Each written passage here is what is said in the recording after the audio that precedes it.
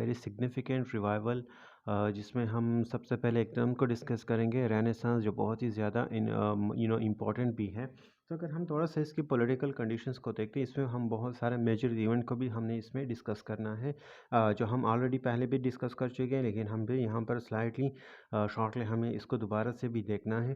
तो अगर हम पॉलिटिकल कंडीशंस को देखते हैं, तो ये जो सेंचुरी है, the century and half following the death of the Chaucer, क्योंकि इस अब यहाँ पर 1400 में चौसर की डेथ होती है, और इस दौर को एक volcanic period of English literature में या इंग्लिश हिस्ट्री में कहा जाता है, क्योंकि इसमें बहुत ज़्यादा चेंजेस आए थे, और ये they were inseparable from the rapid accumulation of the national power, क्योंकि ये यहाँ पर जो था, अब शेक्सपियर का जो दौर था वो दूर था, और यहाँ पर चौसर के बाद कोई लिटरेरी फिगर्स नहीं था, और इसी दौर में बहुत ज़्यादा पॉलिटिकल टर्म्यूल सिचुएशन थी, बहुत ज़्यादा चीज़ें हो रही थी, पॉलिटिकली भी, कल्चरली भी।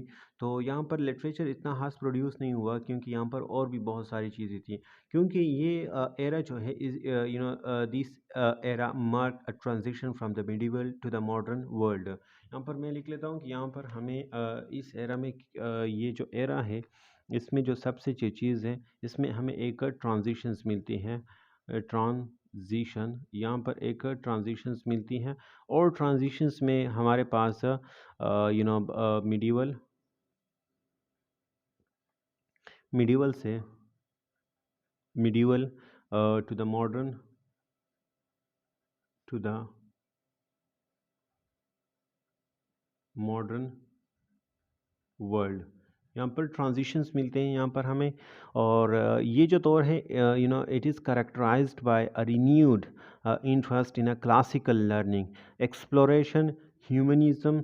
सो यहाँ पर हम कुछ मेजर इवेंट्स को डिस्कस करते हैं, इसमें जो मेजर इवेंट्स हुए थे, जिसमें हम ranging from the political to religious, और जिस तरह से इन्होंने कंट्रीब्यूट किया हुआ था यहाँ पर। तो सबसे पहले अगर हम मेजर इवेंट्स की बात करते हैं, let me write it on the right pen. जो सबसे पहले जो इसमें the end of the 100 year of wars, 100 year of war को हमने पहले भी डिस्कस किया था, लेकिन यहाँ पर हम फिर भी हम इसको डिस्कस करेंगे, 100 ईयर्स ऑफ वॉर। अब यहाँ पर 100 ईयर ऑफ वॉर को हमने डिस्कस किया था, और इसकी जो हम जो शुरू हुई थी 100 ईयर ऑफ वॉर, 13, यहाँ पर लिख लेता हूँ, 1337 से लेकर 1453 तक ये थी। एंड ये एडवर्ड द थर्ड के दौर में शुरू होती है, और यहाँ पर 1453 में ये ख़त्म हो जाती हैं। So the end of the war, 100 year war between France and England in 1453 brought about a period of relatively peace and stability, allowing for resurgence of art and culture।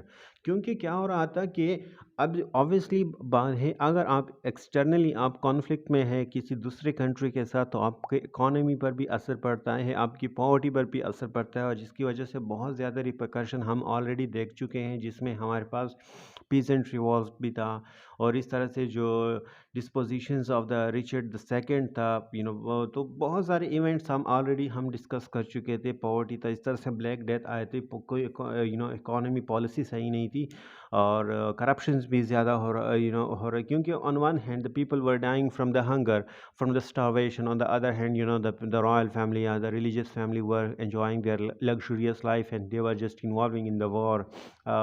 So the common peoples, the middle class people or the peasant class people were suffering greatly from this 100 year of war। लेकिन इस दौर में फिर 100 year of जो थी उसकी and हो जाता है। और यहाँ पर दूसरा जो मेजर इवेंट है इस दौर का, उसको हम कहते हैं दूसरा event the war of roses. अब ये वॉर ऑफ रोजेस जो है, इसमें ये इंटरनल कॉन्फ्लिक्ट था between the England. War of roses is happened between the two houses of, यहाँ पर इसकी 1455 से लेकर 1485 तक 30 years.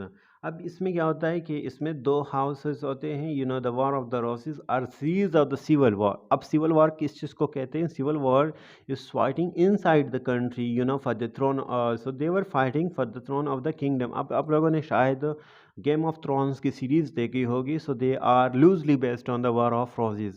So the civil wars were for the throne of the England, and the fight was fighting between the houses of Lancaster and the houses of York, and had a profound impact on English society and politics. The eventually establishment of the Tudor dynasty after the Battle of Bosworth Field in 1485 brought stability to the country, क्योंकि the house of Lancaster की तरफ से जो Henry the seven, जिसको Henry the Tudor कहा जाता था, जिसके बाद फिर ट्यूडर डायनेस्टी क्रिएट हो गई, उसने क्या किया कि द हाउस ऑफ यॉर्क की जो जो एडवर्ड था उसकी डॉटर से उसने शादी कर ली थी, और इस तरह से जो दोनों हाउसेस के दरमियान जो एक टेंशन चल रही थी, सो ये टेंशन इस तरह से सॉल्व हो गई 1548 में। और इसके बाद फिर इंग्लैंड में जो डायनेस्टी थी ट्यूडर डायनेस्टी, फिर उसमें ट्यूडर डायनेस्टी में हमारे पास फिर इंग्लैंड, हेनरी द एट के बाद उसका जो सन होता है एडवर्ड द फोर्थ, और फिर मैरी द ब्लडी मैरी, और इसके बाद फिर क्वीन एलिज़ाबेथ आती है। तो ये ट्यूडर डायनेस्टी में आ जाते हैं यहाँ पर। तो है वॉर ऑफ रोजेस जो था, ये once again I am repeating कि ये एक रेवल था, रेवल हाउसेस थे लंकास्टर और York for the English throne, और which ended with the victory of the Henry the Tudor, जिसको हेनरी द सेवन के नाम से जानते हैं। और इसके अलावा the establishment of Tudor dynasty भी हो जाती है। सो ये जो था, ये वॉर ऑफ रोजेस बहुत ही ज़्यादा अहम है, क्योंकि इसकी वजह से जो इंटरनल जो हालात थे इंग्लैंड के, वो ठीक नहीं थे। Obviously the whole country was involved, with one another. They were fighting for the thrones. So there was no policies for the common people. There was no policies for the betterment of the lives of the common peoples. Poverty ज़्यादा हो रही थी, चीज़ें महंगी हो रही थी, क्योंकि the whole country was fighting fighting the war with one another, they were dying. तो इस तरह से ये जो वॉर ऑफ रोजेस था, it has a very great impact on the culture and on the literature as well, because literature के लिए ज़रूरी होता है कि आपको पास पीस हो, आपके पास स्टेबिलिटी हो, लेकिन वो तो नहीं थी इस टाइम में। तो इस तरह से हम कह सकते हैं कि ऐसे कोई हाथर ख्वाह लिटरेचर यहाँ पर प्रोड्यूस्ड नहीं हुआ था। जो थर्ड जो अहम चीज़ थी यहाँ पर, अगर हम उसको डिस्कस करते हैं, तो उसमें हमारे पास invention of printing press. Invention of printing press, जो प्रिंटिंग प्रेस था, वो प्रिंटिंग प्रेस उसको for the first time in the history, printing press जो था वो उसको इंट्रोड्यूस करवा दिया गया था। अब इसको किसने जो था इंट्रोड्यूस किया था, जिसका नाम था जोहानन गुटन गुटनबर्ग। अब ये जोहान गुटनबर्ग जो था, ये जर्मनी का था, और इसने प्रिंटिंग प्रेस को इंट्रोड्यूस किया हुआ था, और प्रिंटिंग प्रेस से अ काइंड ऑफ रेवोल्यूशन आ गया था।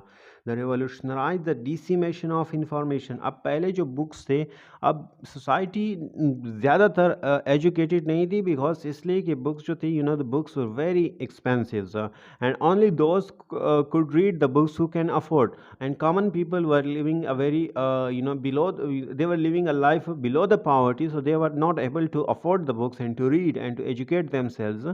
तो जब प्रिंटिंग प्रेस आया, तो क्योंकि पहले तो मैन्यूस्क्रिप्ट हुआ करती थी, अब मैन्यूस्क्रिप्ट तो हर कोई अफोर्ड नहीं कर सकता था। जब प्रिंटिंग प्रेस आया, तो उसके बाद फिर जो हालात थे वो तब्दील होना शुरू हो गए थे, क्योंकि उसके साथ ये जो प्रिंटिंग का काम था, इसने बहुत ज़्यादा इंफॉर्मेशंस स्प्रेड आउट कर दी थी, and played a very crucial role in the spread of the knowledge and ideas during the Renaissance.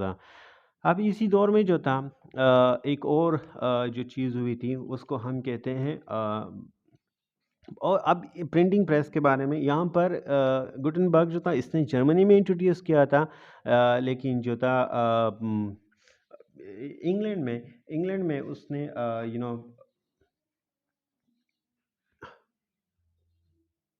Germany में तो गुटनबर्ग ने किया था, लेकिन इंग्लैंड में जो था उसने Caxton, the person was the Caxton. उसने 1476 में पेंटिंग को इंट्रोड्यूस करवाया था इन इंग्लैंड में। और इसकी वजह से बहुत ज़्यादा चेंजेस आए थे, क्योंकि for the first time in the history it was possible for a book और an idea to reach to the whole nation. और इसके अलावा स्कूल्स जो थे, यूनिवर्सिटीज़ जो थे, वो भी इंस्टेब्लिश हुए थे। लेकिन किस तरह से इंस्टेब्लिश हुए थे, अब यहाँ पर मैं एक वर्ड लिख लेता हूँ, इंस्टेब्लिशमेंट। एक और पॉइंट लिखते रहता हूँ कि हमारे पास क्या था, establishment of the Anglican Anglican church, जो 1534 में हुआ था। एंग्लिकन चर्च क्या था?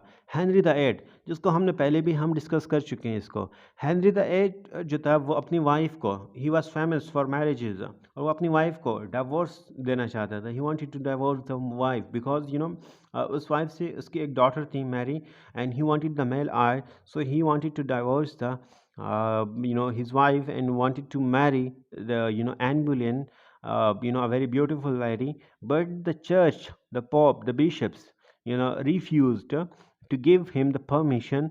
So उसने क्या किया था कि उसने स्प्लिट कर दिया था द कैथोलिक चर्च को, break away with the Catholic church, और उसने अपना एक चर्च उसने इंस्टेब्लिश कर दिया था, जिसको हम चर्च ऑफ इंग्लैंड कहते हैं।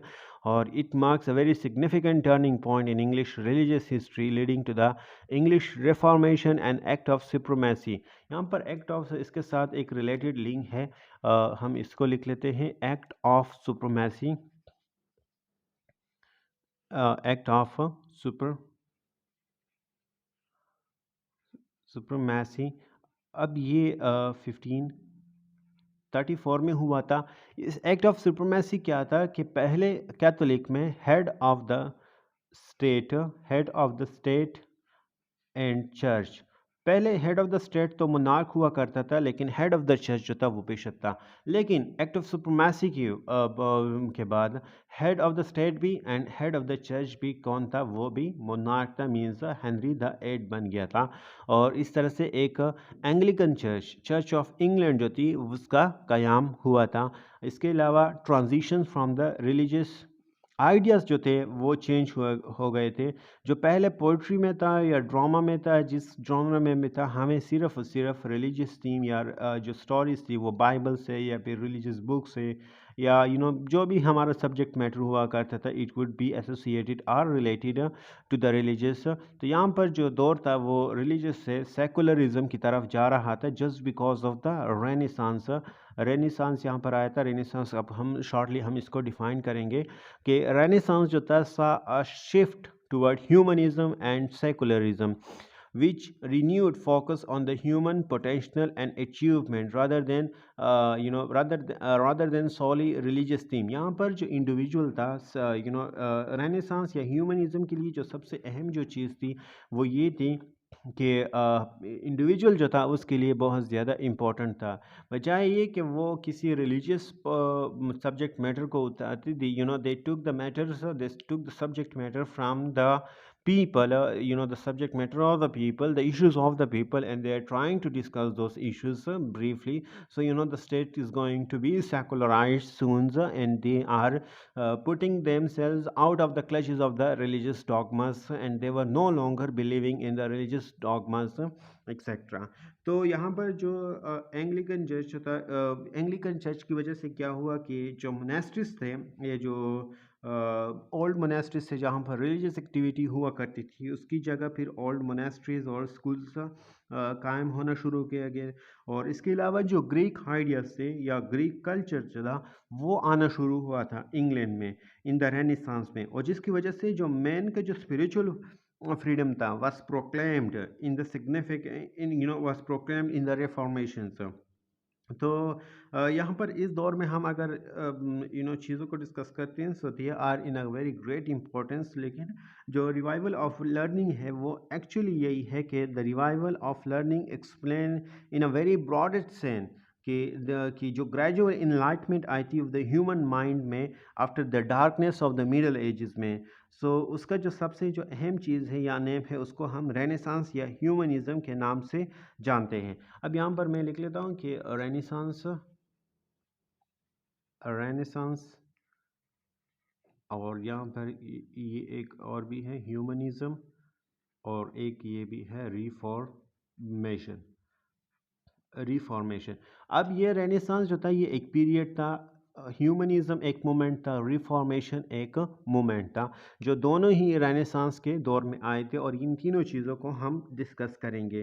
तो ऑल्दो जो हम यहाँ पर एक स्लाइटली डिफरेंस है between the Renaissance and humanism, कि ह्यूमनिज्म जो है often apply to the same moment have properly a narrow significance, लेकिन जो रेनेसांस है though used by many writers कि a whole transition from the Middle Ages to the modern world, हम इसको renaissance के नाम से जानते हैं। इसको हम डिस्कस करेंगे हम डिटेल में ह्यूमनिज्म को भी, और रिफॉर्मेशंस, और इसके साथ साथ हम रेनेसांस को भी हम डिफाइन करेंगे। लेकिन जो रिफॉर्मेशन था, जो जिसकी बुनियाद जॉन वाइक्लिफ ने रखी हुई थी, जिसने जो ट्रांसलेशन की थी बाइबल की और लॉ लॉर्ड मूवमेंट के साथ वो एसोसिएटेड था। तो ये जो the most notable result of the renaissance जो आया हुआ था वो in the sphere of religion में आया हुआ था। रेनेसांस का जो डायरेक्ट कनेक्शन है वो रिलीजियस के साथ है, क्योंकि वहाँ पर जब रेवोल्यूशंस जो आई थी उसको ही हम रिफॉर्मेशंस कहते हैं। तो उसने क्या किया था कि रिफॉर्मेशन ये था कि उसमें जितने भी जो लोग शामिल थे उसमें क्वेश्चनिंग स्पिरिट था।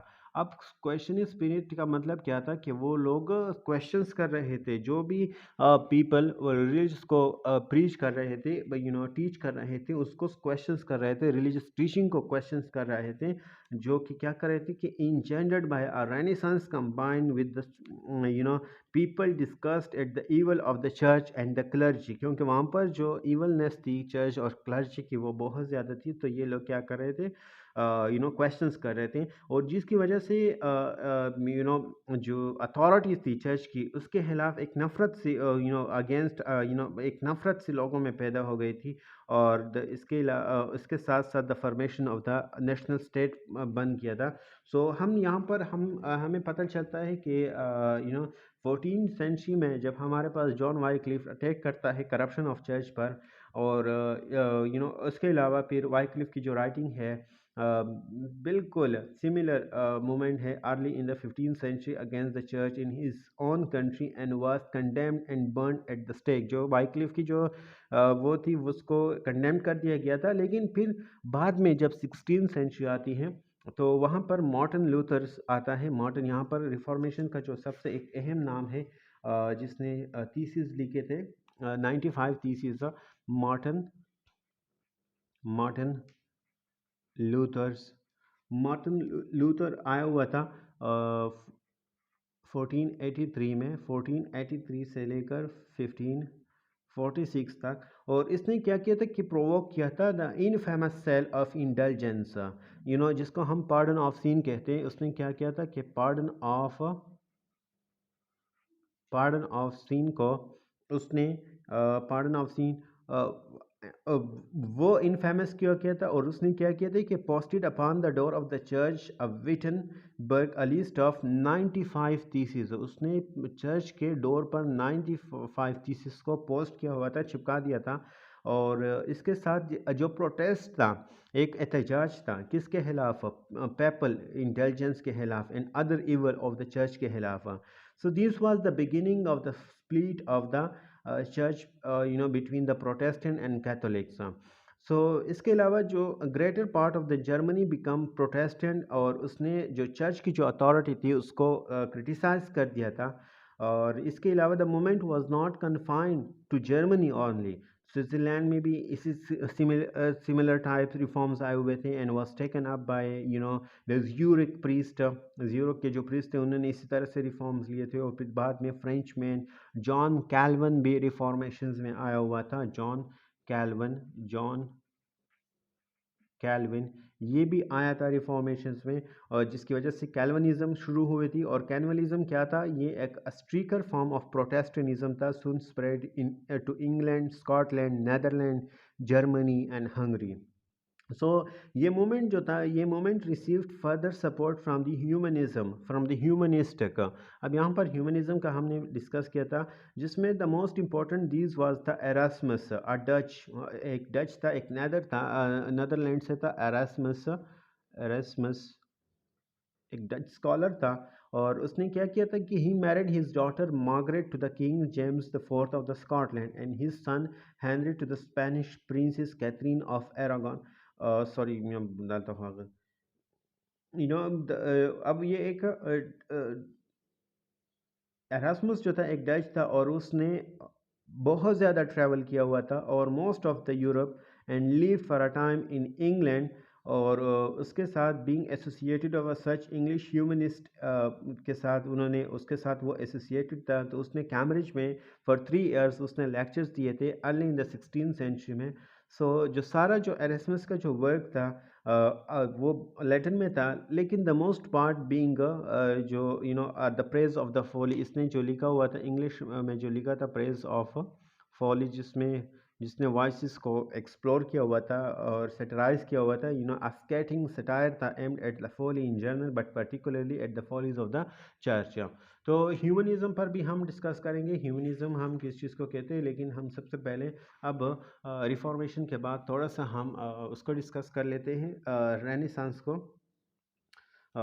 लेकिन इस तरह से करते हैं कि ये जो दोनों टॉपिक हैं, ह्यूमनिज्म एंड रेनेसांस, इसको हम अपने अगले लेक्चर्स में डिस्कस करेंगे, क्योंकि ये दोनों चीज़ें बहुत ज़्यादा लेंथी होगी। सो ऑलरेडी लेक्चर बहुत लेंथी हो चुका है, so we are going to cover these two terms, Renaissance and humanism, in my next lecture. Thank you so much.